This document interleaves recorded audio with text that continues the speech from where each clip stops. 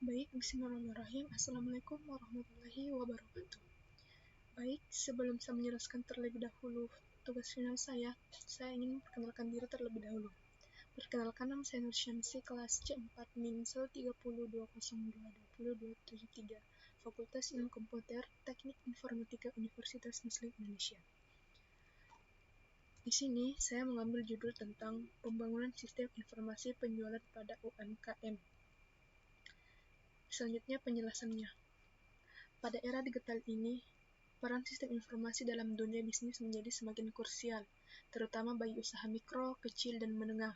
Seiring dengan perkembangan teknologi, UMKM diendapkan pada tuntunan untuk memanfaatkan inovasi dalam mengelola dan meningkatkan efisiensi operasional mereka.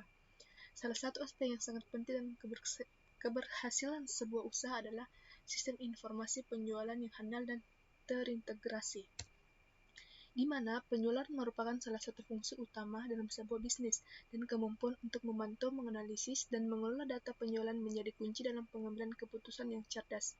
Oleh karena itu, pembangunan sistem informasi penjualan menjadi langkah strategis bagi UMKM untuk menjaga daya saing dan memberikan pelayanan yang lebih baik kepada pelanggan. Dengan menyusun sistem informasi penjualan yang sesuai dengan kebutuhan UMKM, diharapkan dapat menciptakan lingkungan bisnis yang lebih efisien, adaptif, dan bersaing dalam menghadapi dinamika pasar global. Oleh karena itu, penelitian ini bertujuan untuk mendalami konsep implementasi dan dampak dari pembangunan sistem informasi penjualan pada usaha mikro, kecil, dan menengah. Di sini ada tahap pertama, yaitu scope planning atau perencanaan ruang lingkup. Di sini perencanaan lingkup dalam pembangunan sistem informasi penjualan pada usaha mikro, kecil, dan menengah atau UMKM merupakan tahap kritis yang bertujuan untuk mengidentifikasi, menetapkan, dan membatasi elemen-elemen yang akan dicakup oleh sistem, di mana ada 3 terdapatnya, yaitu pertama, identifikasi stakeholder.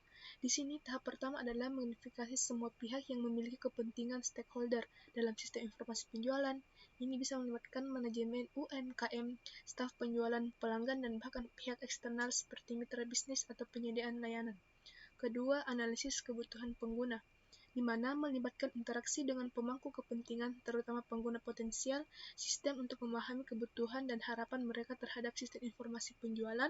Wawancara, kuesioner, dan pertemuan diskusi bisa menjadi alat yang efektif dalam pengumpulan informasi ini.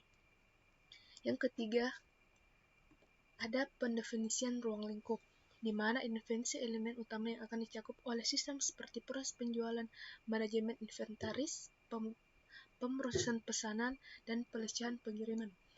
Tentukan batasan sistem baik dari sisi fungsi maupun geografis. Misalnya, mungkin membatasi cakupan fungsional untuk fokus pada transaksi penjualan atau membatasi cakupan geografis hanya pada level regional. Yang kedua ada work breakdown structure atau struktur pembagian kerja, di mana sistem informasi penjualan atau SIP pada usaha mikro, kecil, dan menengah atau UMKM mencakup penerapan teknologi informasi untuk mengelola dan meningkatkan efisiensi proses penjualan. Work breakdown structure atau WBS atau struktur pekerjaan adalah metode pengorganisasian proyek ke dalam bagian-bagian yang lebih kecil dan terkelola, di mana di sini terdapat konteks penjualan pada UMKM. WBS mencakup langkah-langkah atau elemen-elemen dasar yang terlibat dalam implementasi tersebut, yang dimana pertama ada analisis kebutuhan penjualan, ya ada inventarisasi kebutuhan khusus UMKM, analisis proses penjualan yang sudah ada. Yang kedua, perancang sistem, yang dimana terdapat perancangan antarmuka pengguna, perancangan database penjualan, pemilihan teknologi dan infrastruktur yang sesuai dengan skala UMKM. Yang ketiga, ada scope verification atau verifikasi ruang lingkup. Di sini adalah proses memastikan bahwa hasil pengembangan proyek sesuai dengan yang telah direncanakan dalam pernyataan cakupan proyek. Dalam konteks sistem informasi penjualan pada usaha mikro, kecil, dan menengah atau UMKM. Di sini beberapa langkah yang dapat diambil dalam proses scope verification. Yang pertama, pengecekan dengan pemangku kepentingan stakeholder, di mana verifikasi cakupan proyek dengan melibatkan pemangku kepentingan termasuk pemilik UMKM dan pengguna potensial sistem. Pastikan pemahaman yang sama tentang apa yang termasuk dalam sistem informasi penjualan.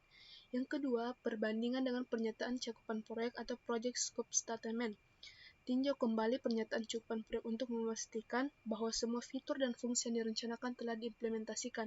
Pastikan tidak ada deviasi yang signifikan dari pernyataan cakupan.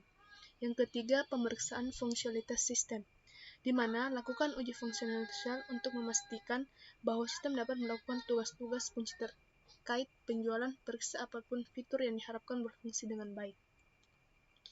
Yang keempat, ada scope control atau kendali ruang lingkup, di mana scope control atau pengendalian cakupan adalah proses memastikan bahwa perubahan-perubahan yang terjadi selama proyek tidak menyimpang dari cakupan proyek yang telah direncanakan.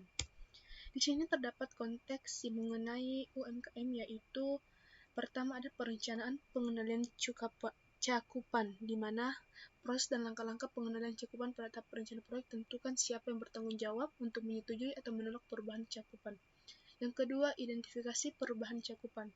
Di sini ditetapkan mekanisme untuk mengidentifikasi perubahan cakupan. Ini bisa termasuk formulir, permintaan perubahan, atau prosedur formal lainnya. Yang ketiga, evaluasi dampak perubahan. Setiap perubahan yang tuliskan harus dievaluasi untuk memahami dampaknya terhadap proyek, termasuk waktu, anggaran, dan sumber daya. Tentu kita dapat mengambil kesimpulan bahwa penerapan sistem informasi penjualan pada UMKM memberikan keuntungan utama dalam meningkatkan efisiensi operasional, mengoptimalkan manajemen inventaris, mendukung pengambilan keputusan strategis melalui analisis data, meningkatkan layanan pelanggan, memberikan kemudahan akses dan fleksibilitas, menjamin keamanan informasi, memperkuat pertumbuhan daya asing, serta memberikan ketanggapan terhadap perubahan pasar, teknologi, dan kebutuhan bisnis. Baik, mungkin ini yang sempat saya sampaikan. Kurang dan lebihnya mohon dimaafkan. Wabillahi taufiq wal hidayah. Wassalamualaikum warahmatullahi wabarakatuh.